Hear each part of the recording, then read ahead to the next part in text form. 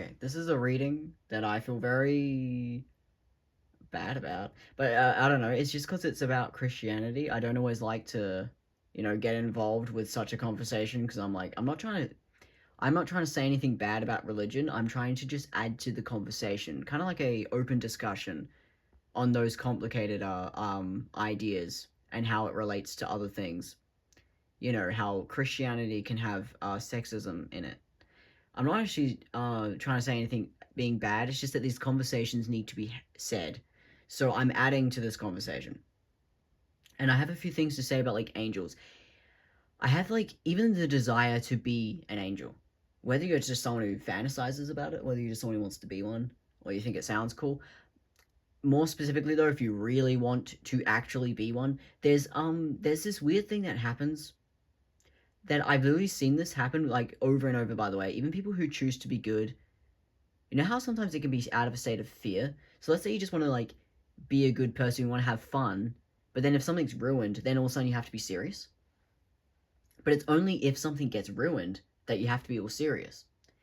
Good, by the way, that we have people who are serious, but it's like, do realize though it's under the context of something being bad. So meaning if everything's going well, you might be shocked at how bad we can kind of be. So for instance, jokes can get like really mean if no one's actually getting offended.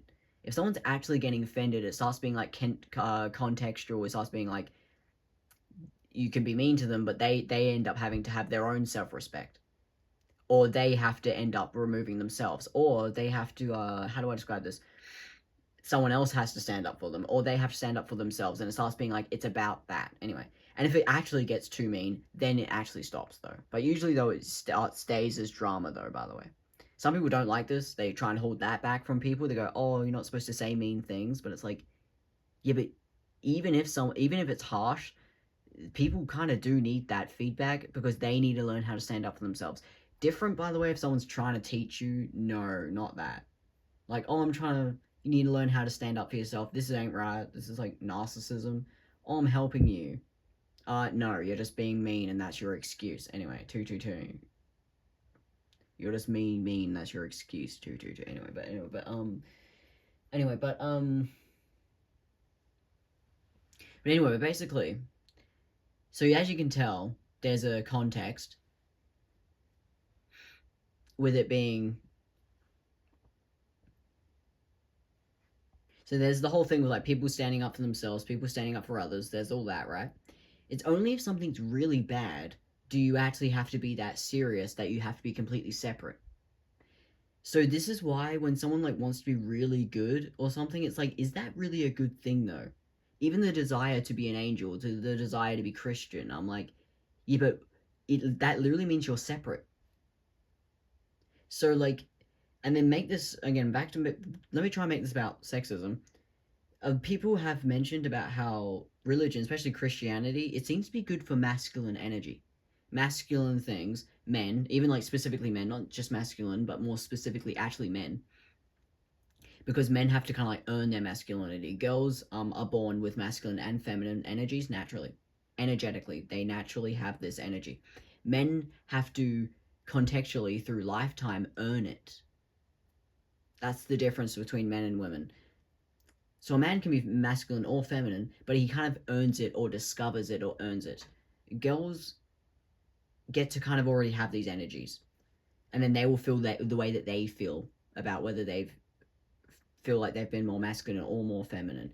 Men kind of go like they'll feel a very certain way about like being masculine because they kind of had to earn it. It's different, and they have to go through a lot more because girls just don't really need to go through that, but they can still be the masculine though. So they can still relate to men, but in a very different way. And men are aware of this. They do know that girls don't have to go through what they go through. It's sexist. And it's a lie. If a man's like, "Oh, I go through bullshit," it's like, yeah, but men are supposed to go through bullshit. Girls don't need to. Anyway, and if they do go through bullshit, well, there's girls do go through bullshit. That would be sexist to think that they don't. Anyway, we're getting too random here. I don't want to cause any issues. Let me try and take this back. I could talk all about that, but this video isn't actually about sexism. It's just that social dynamics relate to sexism, because, I mean, Anyway, but basically, okay, let me try and tell you. The desire to be like really good and really healthy. It literally is being away from everything that's good. So like a lot of really good things in life, by the way, are in feminine energies. The things like dressing up, color, and all like really appreciating things, living, gossip, and telling jokes. I would put almost all of this under feminine, right? So if you have to be serious, it literally means you're in this masculine of actually having to hold back an evil or a darkness or a this has become too harsh. So meaning being masculine is kind of related to it being bad, or being serious is kind of related to being bad. This is why it's like, oh, can't we tell a couple jokes, or does it have to be that serious? You know? And this is what happens with the feminine. It starts being like, well, if you're gonna disrespect the feminine that badly, it kind of has to go away. And this is what happens with sexism. It starts being like, well, the girl is actually going to have to be held back, or the girl who wants to dress up might have to tone herself down because she's uncomfortable. So this is what keeps happening with the feminine. The dressing up becomes rude. It becomes, oh, I don't want to dress up. I don't want it to mean that. So now I'm going to have to tone it down. Or I'm going to have to dress out of defiance. I'm going to have to dress up, but it's going to be kind of in that masculine of defiance. And it's like, well, by the way, the feminine, by the way, can still be harsh, but it's more us specific. So this is why it's more like real specific. That's why I love it when people who talk about fashion, they go like, things are getting so oddly specific about like what I'm choosing to dress in. It's like, oh, it has to be like perfectly masculine, perfectly feminine, and also this light, but then also dark. But then it also has to have accessories, but it also needs to be simplistic. Do you get what I mean? People in fashion know what I'm talking about. They have to be so specific. And people who just dress up, actually, people who are not even that into fashion, people who just dress up can tell that there's a context. They go like, oh, I don't want to come off like that, you know. Um, all people go straight into I just do whatever I want. This is like an escaping of the karmic cycle, technically, but either way, it'll be put under like autism, as someone who completely just dresses up and doesn't care. This has got to do with the fact that it has the context of they are so that it's not offensive because it's not actually contextual, like trying to prove a point or anything. They're not trying to dress up, you know, in any sort of offensive way, or it's like about the fact that they're triggering all those ideas. So let's say someone goes, oh, you being dressed up makes me feel dressed down. It's like, well, that's what you need to face then. Do you get what I mean? And that's where you get people who go, it starts being, it's, you can trigger people. And people go like, oh, but I feel bad. It's like, yeah, but that's what you're facing. You're supposed to feel bad. You're supposed to feel jealous. And this is what happens more so with people who really dress up. It starts being like, I'm just triggering everyone, but it's on all things that they actually need to face. It's not some sort of offensive thing. It's just on things that people actually need to face. Anyway.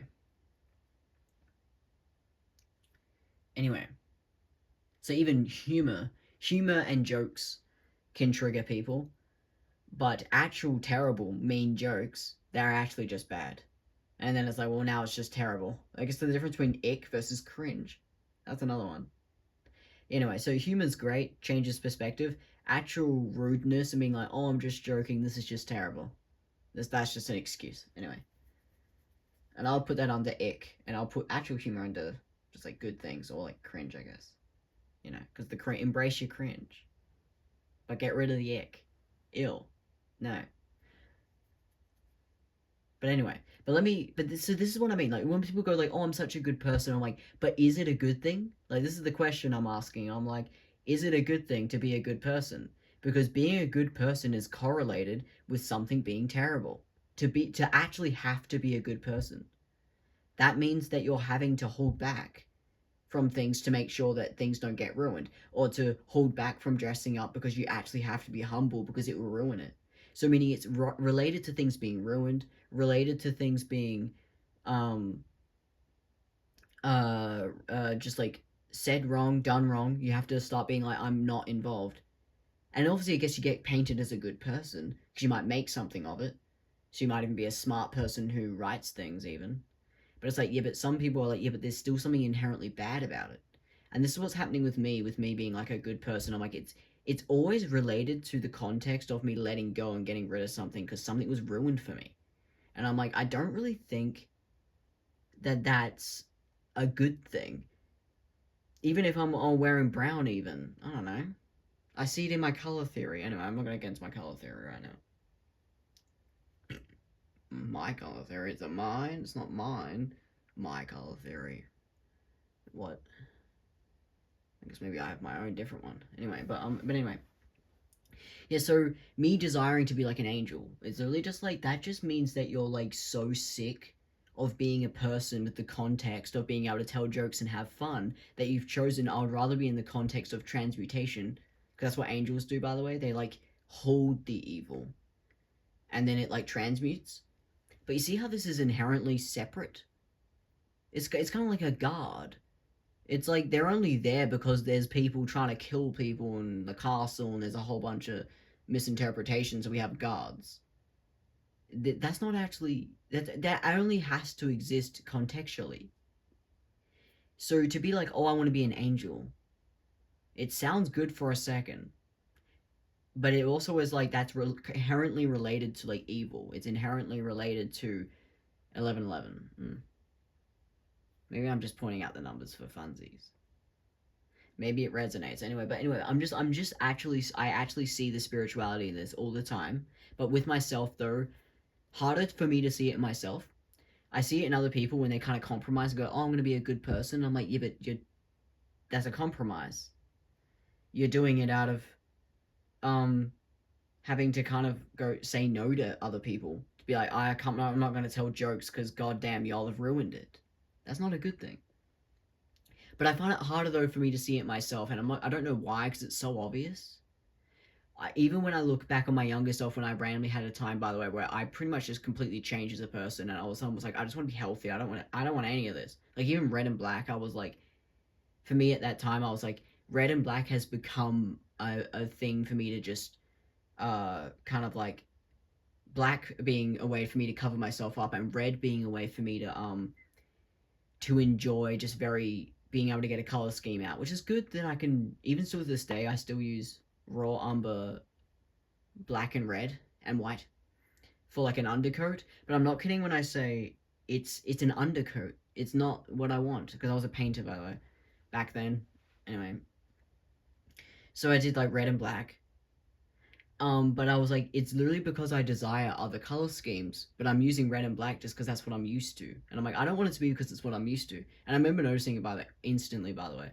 Anyway, I'm gonna stop using that. I think I use that example all the time. Anyway, I'm talking about the past, though. There's a reason why I'm saying it very obviously. Anyway, so basically, there was a time where I would have even repeated this and been like, oh, this is the time where I became healthy and I stopped being red and black. How typical, you know? But guess what? Guess what it was? It was literally just because things were ruined for me. Things were ruined, and I became very healthy. Glad, by the way, and I mean this by the way. The experience was quite great. Not the trauma, but the me being very connected with nature, being very separate from people, connected with nature. I connected with higher goods. Even then, I think I didn't even really know if I believed in that completely. Oh, I did. No, I did believe in that. Anyway, I was connected with higher goods, and I was very in nature, and even I wore clothes that made me just feel like a person, and I felt just more just like human, like, and it was great. But the thing was, though, is that that's kind of someone not being themselves. And I didn't understand this until when I had like a terrible emotional breakdown, but don't worry, it led to a good outcome. When I was like 18, 19.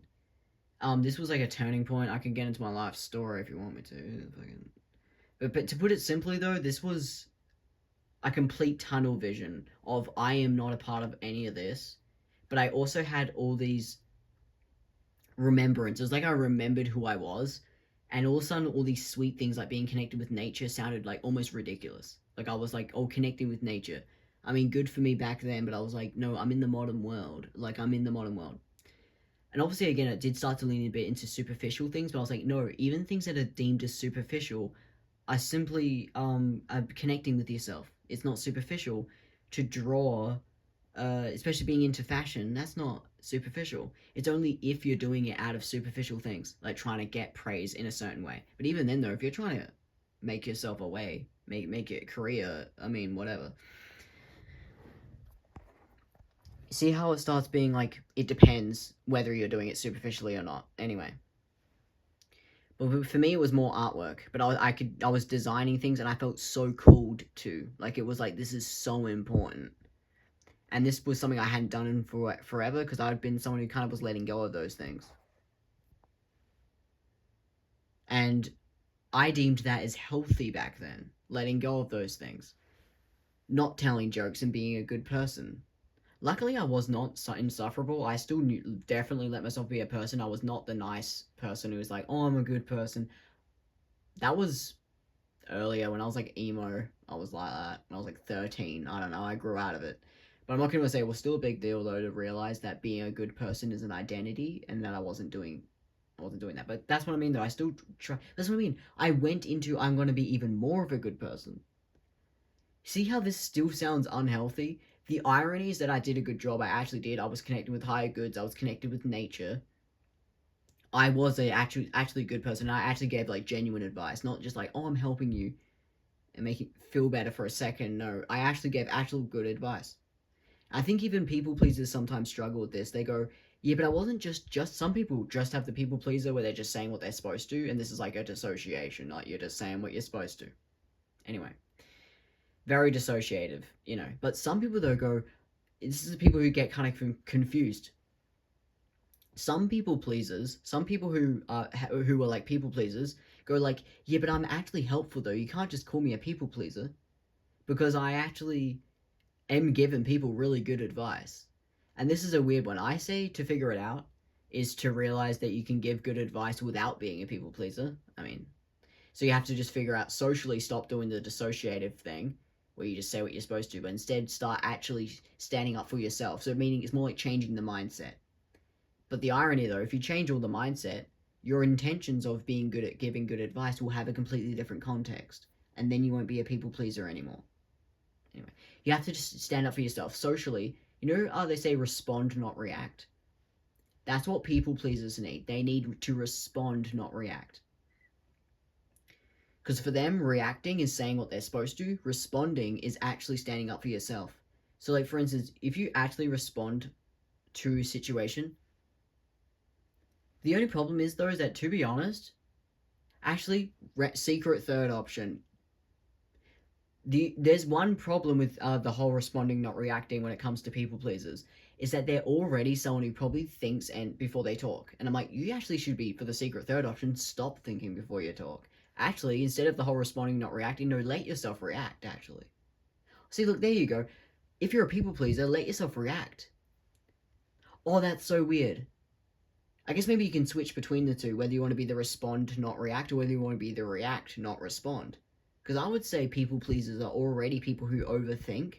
So if you tell them to respond, not react, they will go straight back to that overthinking thing. And they'll still be a people pleaser. But if you tell them react, no, actually react, act out, you're actually being honest for once. So meaning people pleasers actually need to react and be a bit actually what would be considered immature. What do you know? Anyway. As you can tell, this is the mindset of realizing that problems are very nuanced. People love it to be that like, oh, I can be a completely different person or I can completely change.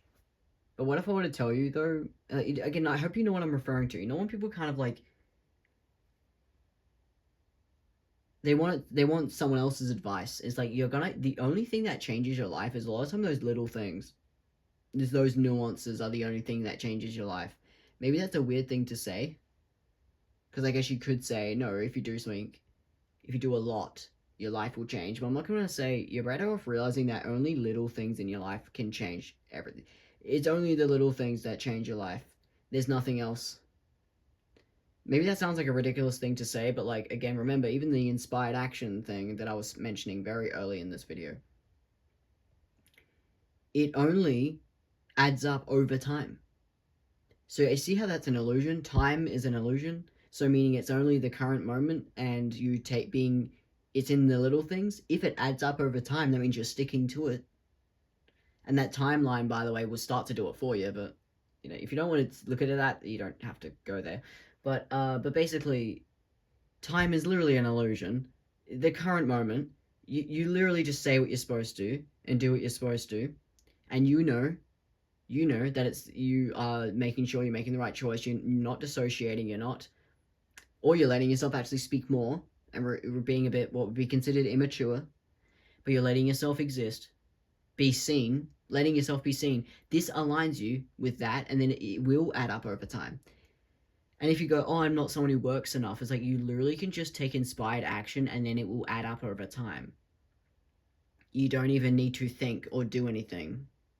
It will just add up over time. And this lifetime's only, I mean, you don't need to get into that. My current really depressing mindset that I have, you know how, this is another thing, your philosophy will change over time. Good if you, by the way, have a philosophy or a spiritual practice or just a thing that you care about that you stick to. That's great, by the way, if you're loyal. But this is the mindset. But now that I'm talking about the current moment, though, I want to tell you about how to realize that philosophies change over time. And this is something I used to have. I have a lot, by the way, that I stick to, by the way. I stick to. To be honest, even this one I stick to. Yeah, I stick to all of it. It's like I collect philosophy over time. Does anyone else have that? I don't really have one that I stick to. I collect all of them. Anyway, so the latest one that I've collected is kind of depressing though, so warning, I guess. It's actually kind of realizing that my life is just this one for now, and that realizing how fucking quick it is and how it's almost like it's already over. And I am just sticking to what I already know. And that all I need to do is keep going. The irony is that things keep changing, but I just need to live in the current moment and then something else happens. This is obviously some sort of tunnel vision. So I want to make this very clear. If you don't resonate with this, do not have the, oh, it's just this lifetime. That's just depressing if you don't resonate. But if you're someone though who knows what I'm talking about, this is actually a very positive way of looking at it. You must only have this mindset if you resonate. Like, this can be like a separate message even in this video if you want to ignore it, you know. It's just realizing, I literally just do what I'm currently supposed to be doing. Because the current moment's the only moment that exists. So meaning, I don't really need to, if I start worrying about being a good person, all of that leads into some weird mindsets that don't make sense. Anyway, I'm gonna talk about this a bit differently now, because to be honest, that's a bit of a side point. Anyway. I think I'm gonna take a break for a second. The conclusion of this video, because it's already been 20 minutes, so I'm gonna try and wrap it up. The conclusion is just that I'm talking about the fact that realize the desire to be a good person is contextual, and it's kind of related to things being bad. So meaning it's not always a good thing to be a good person. It kind of means that you're like a god. It means you're a angel transmutating energy instead of just being able to have fun and do what you want. You're actually better off realizing that, the whole responding, that's great to be an angel, to respond. It means that you're being discerning. Being in discernment means that you're responding. It means you're making sure that you realize how important things are. And it's also masculine energy, right? But it's actually better to be in reacting, being a bit immature, doing whatever you want. Because this is the fun stuff, having color. That's another one, fun stuff. But yes, it does mean that though things like having color, having something nice will be ruined if you're not being protected by responding. So realize that you need to switch between the two. Knowing when to be serious and knowing when to tell jokes, I guess you could say. But knowing to respond or react. So this is, I guess, the mindset of realizing you can respond or react. I guess maybe that's the mindset here. And realize that, to respond, to be serious, to be a good person is actually a very depressing thing. It's not really good to be a good person. It kind of means that you're having to always change the context because everything keeps being ruined. Or having to say no to things, like even things you like, having to say no because it's being ruined. This is not even a good thing. Good that you can work against it, but that's what I mean. You're having to actively work against something. To be a bad person, to have fun, to dress up. This means that contextually you're living in the moment and doing whatever you want, and you just got to say everything out loud and be immature. It's obviously more of a feminine, but I'm not going to say everyone should be in feminine or masculine. Masculine men just being usually helpful. Usually, it depends on the person. Some will lean more into masculine, depending on their life. So some people really have to be a masculine because they are the one who's holding back from that, right? For everyone else. This is why masculine's related to like working for people or like working to because it's about what you give, I guess. But feminine though is for everyone needs to be in feminine when they're relaxing and having fun with each other. Not just girls, everyone. It's just that to be healthy, to be masculine is just to do it more often, to do the work more often. To be feminine is just to be feminine more often, I guess. And depends, I guess, on the lifetime. You can get real technical about like masculine lifetime, feminine lifetime. So you can be a masculine person having a feminine lifetime, or you can be a masculine lifetime but having a feminine internal experience. Anyway, I could get real specific if you want me to tell you about those energies because I understand it so well, like so well. Anyway, um,